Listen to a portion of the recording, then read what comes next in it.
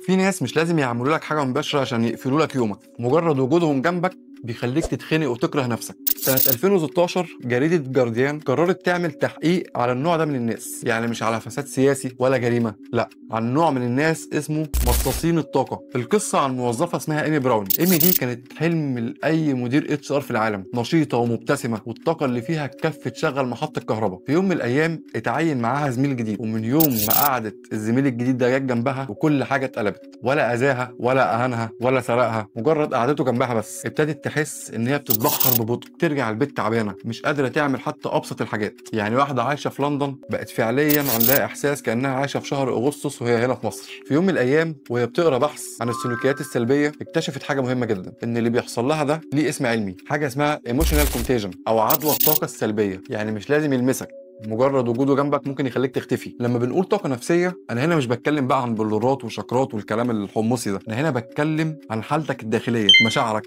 افكارك، تركيزك، انتباهك. الكلمه اصلها جايه من عند سيجموند فرويد، هو اول واحد قال الكلمه دي تقريبا. وفرويد كان شايف ان حتى الجوع طاقه نفسيه بتدفعك للاكل. يعني ببساطه كل تصرف فيك وراه طاقه، والاهم انك لما بتتاثر بشخص سلبي ده مش كسل منك ولا ضعف، ده جهازك العصبي هنا بيحاول يحميك. اول ما دماغك بتلقط اشاره سلبيه منه، جهازك العصبي هنا بيديك الارم، بس بدل ما بيديك صوت مزعج بيديك كورتيزول وادرينالين، دقات قلبك تعلى، تركيزك يقل، تبقى مكسل. وكل ده لانك قاعد جنب واحد وشه عامل زي نتيجه الثانويه العامه. بس عايز اقول لك حاجه، مش كل مصاصين الطاقه دول بيستخدموا نفس الاسلوب، بعضهم بيكشر، بعضهم بيبتسم. والعلماء صنفوهم ل 10 انواع رئيسيه، هقول لك عليهم بسرعه واكتب لي بصراحه انت قابلت مين فيهم، لان انا شخصيا قابلتهم كلهم.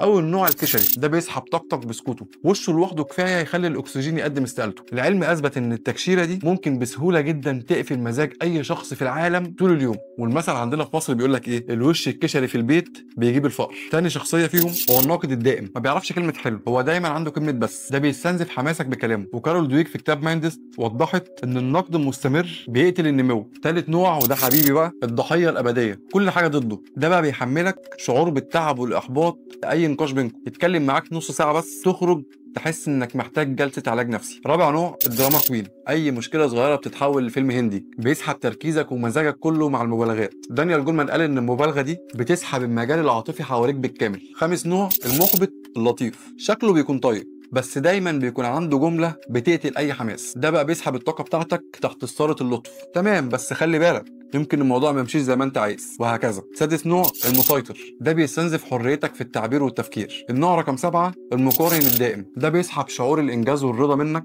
ويغرس فيك الشك في قدرتك، اللي بيخليك دايما حاسس انك متاخر، جبت 90 فلان جاب 95. النوع رقم 8 المستنزف، ده بيسحب وقتك وطاقتك من غير ما تحس، بيتكلم بالساعات وانت بس عمال تقول تمام، بيفضيك تماما. النوع رقم 9 المتشائم، ده بيسحب التفاؤل والامل منك وبيخلي الجو كله كئيب، حتى الاخبار الحلوه عنده دايما ليها جانب سلبي. النوع رقم 10 المستفز، ده بيسحب هدوءك وبيزرع مكانه توتر. هو ما بيشتمكش بس تعليقاته دايما بتخليك متوتر. جامعه كاليفورنيا في 2014 اثبتت ان 10 دقائق بس من قعدتك جنب شخص سلبي بترفع الكورتيزول في جسمك.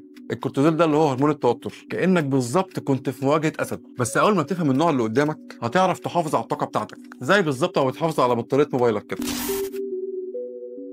العلامات بقى اللي تحسسك ان الطاقه بتاعتك بتتسحب، انك بعد ما تخلص مقابله او قاعده مع شخص معين بتحس انك متوتر، مصدع، عايز تقعد لوحدك شويه، دي كده يبقى انت عندك تاثير طاقي فعلي. وعشان تحمي نفسك لازم ترسم حدود واضحه، قلل وقت الاحتكاك مع الشخص ده. بعد ما تسيبه استخدم اسلوب التنفس الواعي اللي انا كنت قلته لك قبل كده، ودايما خلي الردود بتاعتك معاه على القد، خليك محايد في ردودك. صدقني الحمايه مش انانيه، دي وسيله لانك تفضل قادر تدي الحب والدعم للناس اللي فعلا تستاهل. طب لو الشخص السلبي ده مديرك ولا قريبك، حد انت مش هينفع ما تقعدش معاه، مش هينفع تهرب، لكن تقدر توازن الذكاء العاطفي بالمسافه العاطفيه. حاول تغير الموضوع اول ما تحس انك ابتديت تغرق، وبعد كل مواجهه او كل مقابله مع الشخص ده اعمل جلسه شحن نفسي، وهبقى اعمل لك حلقه اوضح لك ازاي تقدر تعمل جلسه انك تشحن نفسك بيها طاقيا تاني. في الاخر عايز اقول لك حاجه، انت مش مسؤول انك تصلح طاقه الناس، لكن انت مسؤول 100% عن حمايه الطاقه بتاعتك انت. الطاقه بتاعتك هي راس مالك الحقيقي، لو فقدتها كل حاجه بعدها بتضعف. عايزك تقول لي كده لو انت عندك الجرأه وانا بقول لك الانواع دي، مين اول اسم جه في بالك؟